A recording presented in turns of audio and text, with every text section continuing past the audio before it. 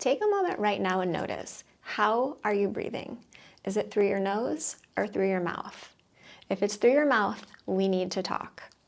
Breathing is something we do 20,000 times a day. It's automatic. We don't think about it. But if we are not breathing right, we are really hurting our bodies. The way we breathe affects everything: our sleep, our energy, the way we feel, anxiety, depression. It even affects the shapes of our faces and how we age. Breathing is free, and once you understand how to do it properly, it will change everything. Welcome to Floss and Flow. I'm Kelly, and here we talk about holistic health for women over 40 so we can feel great now and at every stage of life.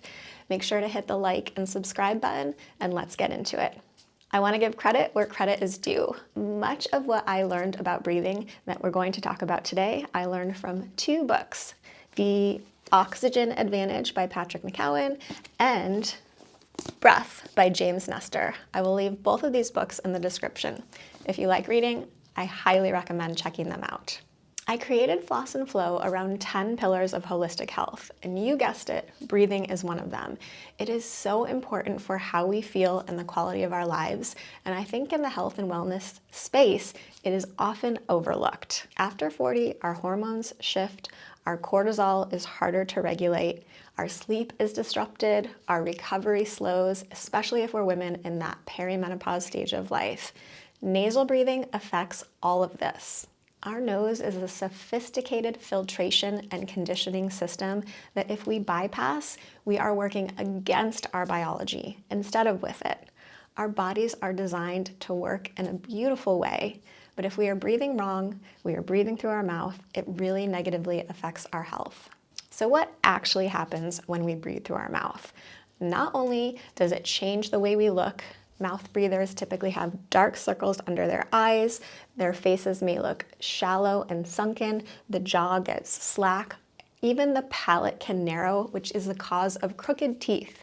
Chronic mouth breathing leads to over-breathing. We take in more air than we actually need. Over-breathing disrupts the balance of carbon dioxide and oxygen in our bodies. So for over-breathing, even though we're taking in more air, we get less oxygen to our body and our tissues.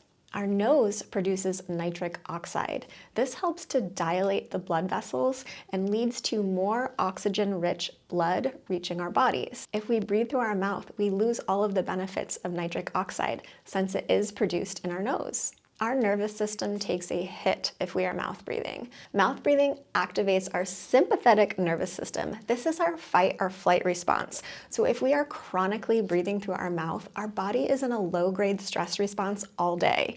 I don't have to explain how that can negatively affect the way you feel.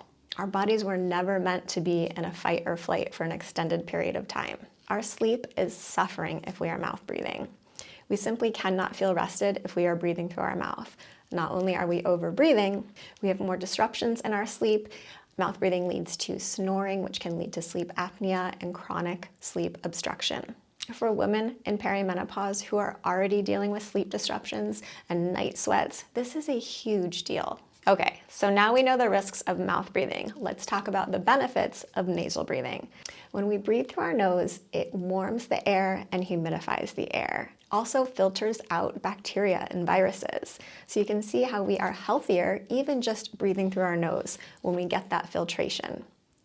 If we breathe through our mouth, we take in too much air, and if that air is really cold and not warmed and humidified, it's too harsh on our sensitive lung tissues. Nasal breathing promotes better sleep and more energy. I don't have to explain to you how much better you feel when you get a good night's quality sleep. Nasal breathing reduces snoring, it brings more oxygen-rich blood to our bodies, and promotes deep, restorative sleep. Nasal breathing activates our parasympathetic nervous system. This is our rest and digest system. This leaves us feeling calm and at ease. Nasal breathing increases performance and recovery. Nasal breathing during exercise, walks, yoga, this all promotes better oxygen to our blood and helps increase endurance and recovery time. This is all about better oxygenated blood reaching our tissues and our cells. This is what helps us feel our best. As a dental hygienist, we are often the first healthcare providers to see if people are breathing through their mouths. Mouth breathing really dries out our tissue. It increases the risk of cavities, gum disease, even just bad breath. Nasal breathing helps to keep our saliva flowing and keeps a healthy balance of bacteria in our mouths. I have a sheet that I give to patients with these books that I mentioned above, and I have had people tell me that this information has changed their lives. I am not a doctor. This is not medical advice. I am sharing information. What you choose to do with that is up to you. I will say though, I've had many people tell me that learning how to breathe through their noses has completely changed their lives. I know it changed mine. As I mentioned, mouth breathing can change the shape of our face, but when we retrain our bodies to breathe through our noses, our faces can go back. We have those wider faces, nice bright eyes. It can even change the shape of our palate where we want our palate to be wide. Nasal breathing promotes proper tongue position. When we are not talking, the ideal position of our mouth is lips together, teeth apart, tongue resting on the roof of your mouth. So you can see just by me saying that, when we are breathing in and out through our noses all day, keeping the tongue on the roof of the mouth is what helps to keep that palate wider. Conversely, if we're breathing through our mouths, that's how that palate can start to narrow, literally changing the shape of your face. That proper tongue position that we get when we're breathing through our nose just helps improve muscle tone and just helps us look bright. It helps us feel our best. Everything is better when we are feeling better. In The Oxygen Advantage, Patrick McKeown talks about how after age 40, we are likely to spend half of the night breathing through our mouth. So learning how to breathe through our nose when we sleep is so important. So I'm sure you're gonna ask, how do I breathe through my nose when I'm sleeping and I'm not aware? Little story. When I was growing up, my whole life, I told every doctor I've ever had that I could sleep for 8 to 10 hours a night and still wake up feeling tired. I was always very conscious to breathe in and out through my nose in the day, but at night I was a chronic mouth breather. I have pictures on planes, on trains, with my mouth wide open, catching flies. Interestingly, not one doctor ever brought this up. It's just not something that is talked about in our Western society, and it's so important. Chronic mouth breathing is definitely the root cause of so many health issues. As mentioned in both of these books, mouth taping at night is the solution to retraining our bodies how to breathe through the nose. I know it sounds scary, it's crazy. This is not something new. It's been on the news. It's huge. Lots of companies have their own brands of mouth tape now. I did it, and I cannot tell you how much better I felt even after just one night. I used to wear a Fitbit to bed, and I had so many wake-ups during the night. I used to wake up at least 3 or 4 times a night to go to the bathroom, and I just never woke up feeling rested because of all the reasons we talked about above. Mouth breathing leads to overbreathing. We are not feeling rested. We are disrupting our sleep. Snoring, sleep apnea, all of those incidences go up, which means we cannot get a restful sleep. Even after that first night of taping my mouth shut, I had no wake-ups on my Fitbit. It also helps turn off what makes us have to get up and go to the bathroom, so now I can sleep through the entire night without having to wake up. Sometimes we don't even know that this is what we've been missing, a true restful restorative sleep. I used a 3M micropore tape. It's hypoallergenic, it's not super sticky, and the book recommends doing it for 3 months. I think I only did it for about 3 weeks, and I know that I am breathing through my nose at night because I wake up feeling great. I will still do it here and there just to make sure, but again, you can tell if you're breathing through your mouth at night because you probably feel dry and you don't feel rested. 3 simple ways for you to start bringing nasal breathing into your life right now. First up is just to be aware. Just becoming aware of the way we're breathing makes a huge difference.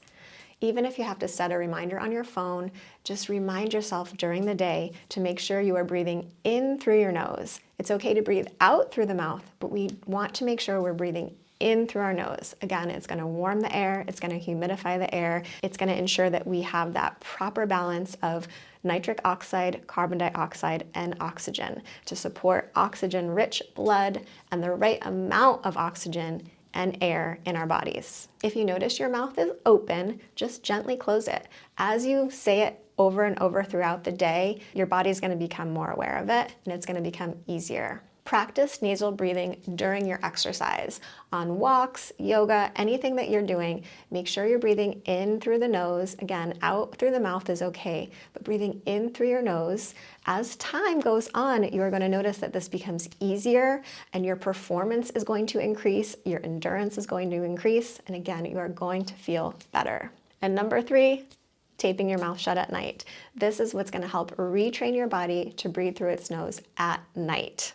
If you have any congestion issues, which actually will happen more if we're chronically mouth breathing, if you go to Patrick McCowan's website, he has very simple breathing exercises that you can do to learn to uncongest your nose. Again, you would never want to tape your mouth shut if you were feeling congested. If you have any sleep issues, talk to your doctor first. But this is what I did, and it really improved the quality of my life.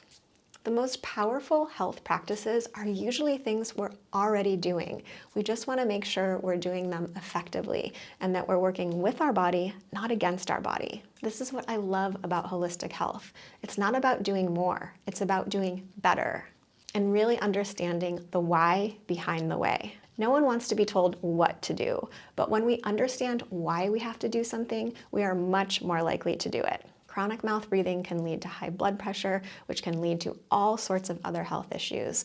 Sleep apnea, snoring, chronic sleep obstruction, all of those can increase our risks for heart disease and stroke. So learning to breathe through the nose, retraining our body to breathe through the nose can not only improve the way we feel, it can literally save our lives.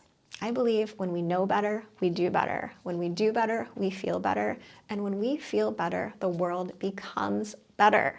Aging is a privilege, and we can feel great as we do it. No matter what stage we are, how old we are, breathing through our noses can greatly improve our health.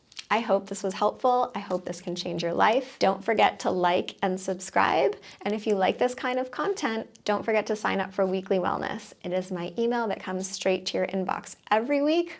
Simple, sustainable tips for women to feel our best at every stage of life. I'll see you in the next video.